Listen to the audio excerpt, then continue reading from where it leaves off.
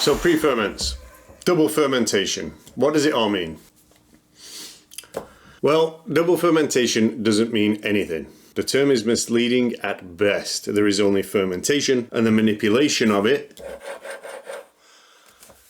through time, temperature, and ingredients. It would be more accurate to call quickly rising pizzas that go from the mix to the oven in a short frame of time half fermented or part fermented. And we should be calling dough that's fermented longer properly fermented dough. In this video, I'll explain exactly why, and I'll provide you with 3 different dough recipes that use the exact same formula but utilize a different method. The video is split into chapters. If you are coming here expressly for a certain dough video, roll on with the dough.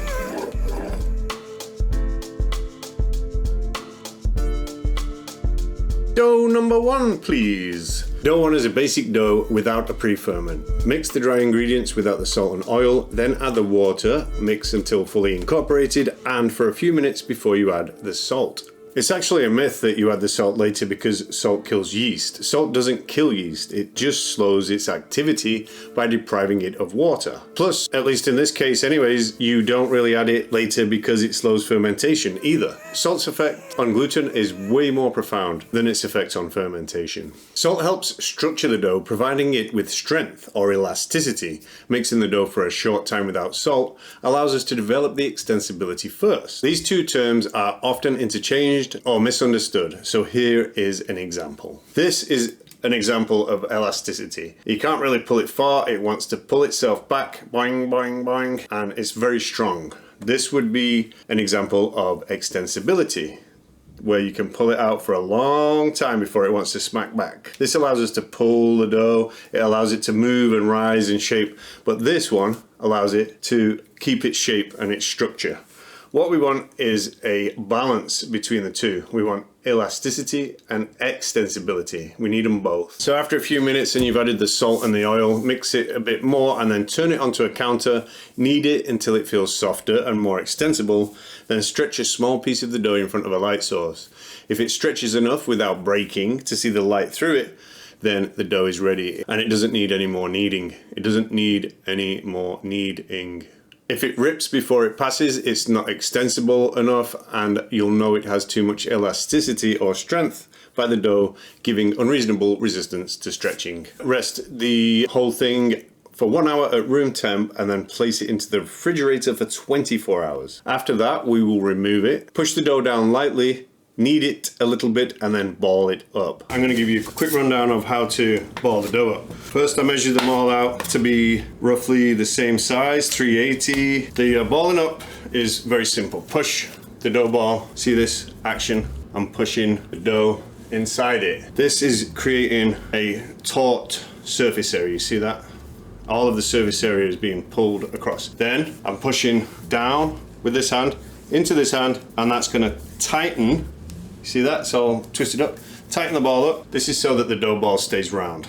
It's that simple. Either put the balls in individual containers or on a lightly oiled tray covered with food-safe plastic and place back in the fridge for a further 24 hours for 48 hours of total fermentation time. Before using a dough ball after this period, leave it out at room temp for a further hour or 2 depending on the temperature of your kitchen.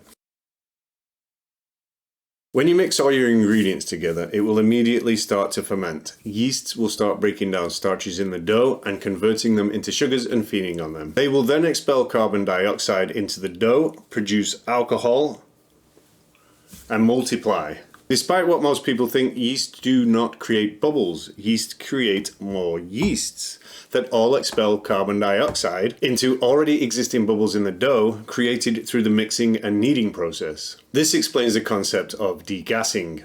In the first dough method, we press the dough down after 24 hours in the fridge. Pressing down through the dough splits the already existing bubbles and makes more of them for the yeast to fill up, improving future leavening. But it is the multiplying element that's more important to the discussion of fermentation. Left at room temperature, or 68 to 72 degrees Fahrenheit, they will endlessly multiply and consume every last bit of the simple sugars, then die. If you have more yeast and warmer temperatures, this will happen sooner. Conversely, less yeast and lower temperatures will cause it to happen slower. Think of it like a triangle, with time, temperature and yeast at each corner. This dynamic is the driving force for the texture of the pizza, but not so much for the taste. The alcohols produced by the yeast are largely evaporated during the bake, and the actual taste of yeast divides opinion at best. So where does this flavour and complexity in properly fermented dough actually come from, if not the yeast? The answer is bacteria, and this sits in the middle of our triangle. I'll explain more after I show you dough number 2, please.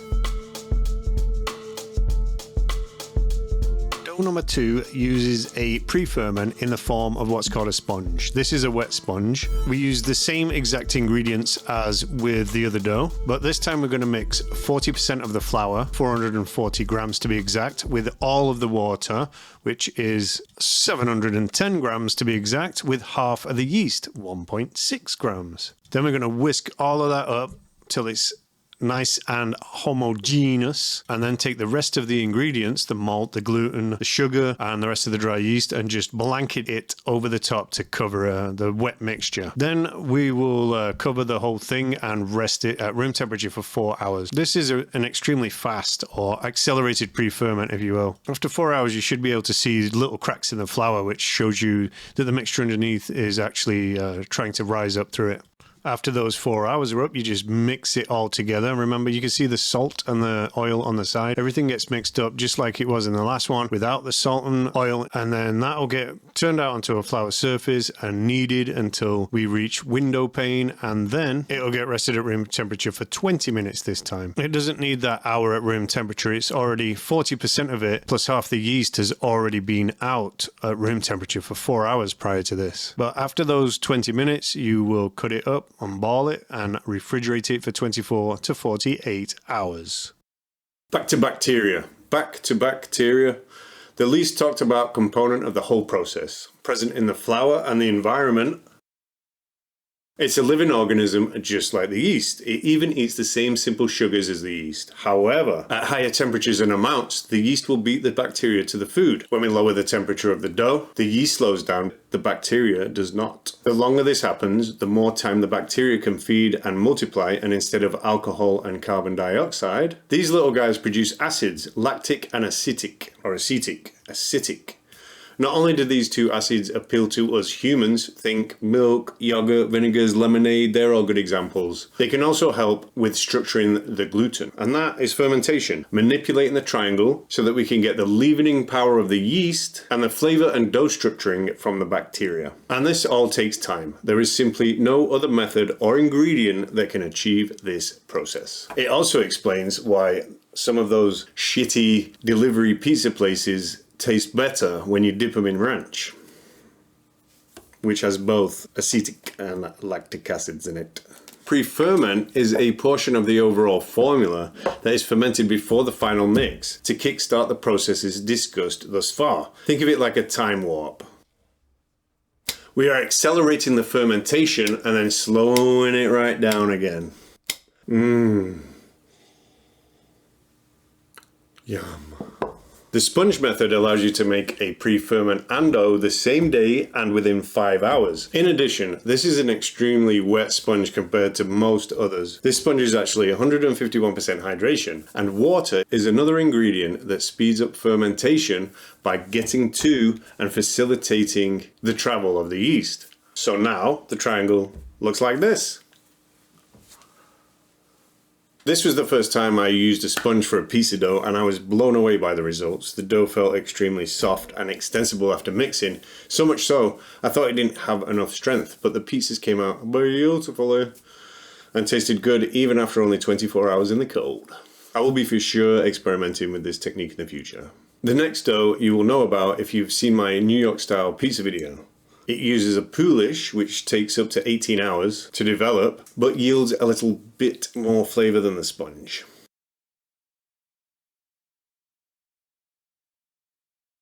See, this is the thing a lot of people get confused about when they're making Poolish or leaving ferments out, or even just dough in general. It's, you know, they like think that they have to follow these rigid timelines. I'm going to demonstrate some of the principles that I've told you about already in the video. And I'm going to do that by making this Poolish a different way than I've ever made it before. So let me explain. I work tomorrow at 10 o'clock in the morning. It's 1:42, it's 20 to 2. I have to be at work in 8 hours. And I have to be at work for a double, which means I'm going to be there all day long. Usually when I make a Poolish, it's with cold water and it sits at room temp under 72, maybe 69 this time of year, and it usually takes about 18 hours to mature, but I can't do that. In 8 hours I'm gone, and then it'll blow up, right? What I ideally want to do is bring it up in the 8 hours that I've got to damn near maturation, and then put it in the fridge for the 12 hours that I'm at work, and then be able to take it out and make a dough with it then, and for it to be just like it would be if I left it out at 18 hours. So what we've learned thus far about the triangle, the one thing I can't change is the time. I have to work within an 8-hour window, then a 12-hour window, right? Yeast, I'm not really in the mood to add more yeast to the Poolish. So what I am going to do is I usually use cold water, and it's usually roughly this, 48, 50 degrees right now. The kitchen is fairly warm, it's 76 degrees. Because I've been making pizza. But if I bring this up to 80 degrees, the theory is I'm going to warm the thing up and it's going to boost the fermentation, and then it'll get close, hopefully. And then when I put it in the fridge, it's going to get that extra 12 hours of cold ferment. The yeast is going to slow back down again. The bacteria is going to have time to catch up. The Poolish will not have, hopefully, gone too far, but it'll still have all the qualities that we're expecting in a Poolish. So this is going to pop this in the microwave till I get it up to about 80. Don't go past 100. Definitely don't go past 130. 130 is a death sentence for these little babies. 88, nearly 90 degrees. The flour is 80 degrees as well. I'm gonna mix this into the flour. So I'm gonna put this in first so it's easier to mix all these little fuckers together. Equal parts flour, equal parts water. That's usually what a Poolish is. If I wanted to speed it up even further, I'd add a bit more liquid. Oh, and you know, everything is creating heat and kinetic energy. Me going like this, you know, is doing that. I'm sweating, so I'm gonna ferment quickly myself. It's 85 degrees. We're just gonna put this lid on. Remember this one? Right, yeah. See you tomorrow. In retrospect, I think a better demonstration would have been to slow the Poolish down so it could have sit at room temperature for the full 20 hours. Either by adding less yeast or even a pinch of salt. Removing some of the water would have taken us out of Poolish territory and we would have a bigger on our hands. And I think the difference between the two is better saved for a future video. On the other hand, it did provide a better illustration of when a Poolish is considered ready or mature. People usually say when doubled in volume. I have even said it myself, but that doesn't mean much if you're using a really wide or narrow container. When you see the Poolish get into a plateau, doming slightly and even dipping down at times, that is when it's ready or mature, and in this case it was the top of Officer Big Mac's hat, not double in volume.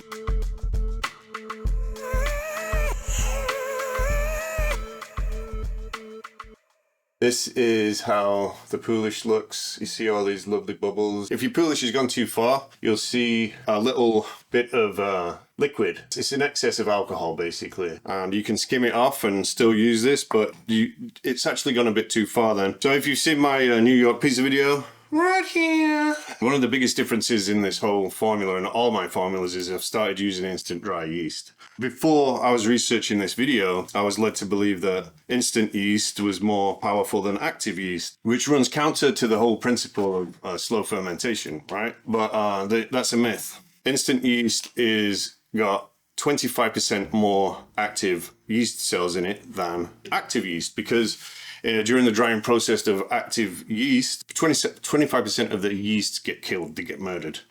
So all of these basically are all alive, which means 4 grams of active yeast is the same as 3 grams of instant yeast. What's ironic about this whole thing is that the instant yeast, instead of the erroneous thought of it speeding up the fermentation process, is actually in this application, we can keep all of the water cool as a cucumber. We can keep it at this 41 degrees. So basically the procedure is to just get your Poolish. We're going to put it in this cold water. I'm going to use a little bit of filtered water for my fingies and just break this up a little bit.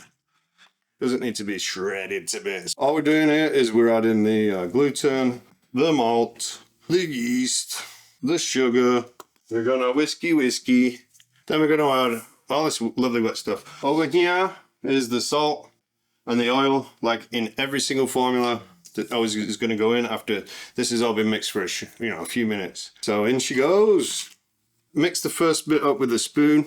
The reason why they call oil and fat shortening is because it shortens the gluten. It makes longer straight strands of gluten shorter. Now I've got my little bowl of water, but hopefully I won't need it. And the action I'm taking is I'm just fold, push. See that? Opens it up, the long strains up, folds it over, pushes it in, long strains down. It's a pushing and a pulling, just like the gluten's inside it. We should feel it coming together soon, but I'm gonna have to stop the videos so I don't murder all my hard drives. So I've been kneading it for about 7 minutes. Look how soft. See that? This is the extensibility. Boing, boing, boing, boing, boing, boing, boing, boing, boing, boing, boing, boing. And it folds over like this. Every fold is the restructuring of the gluten. It seems a little bit more voluminous as well. That's because the kneading process has put a lot of air into it. It is 75 degrees Fahrenheit. That's a window pane.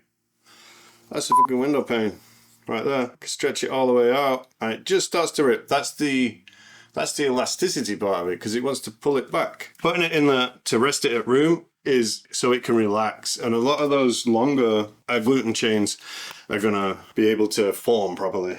And 20 minutes. Now it's time for the most important ingredient, and that is to sprinkle a little bit of thyme onto it. Which brings us nicely to the next question, which is what happens if you let these dough balls go too long? Well, I'm going to explain that in part 2 of this video.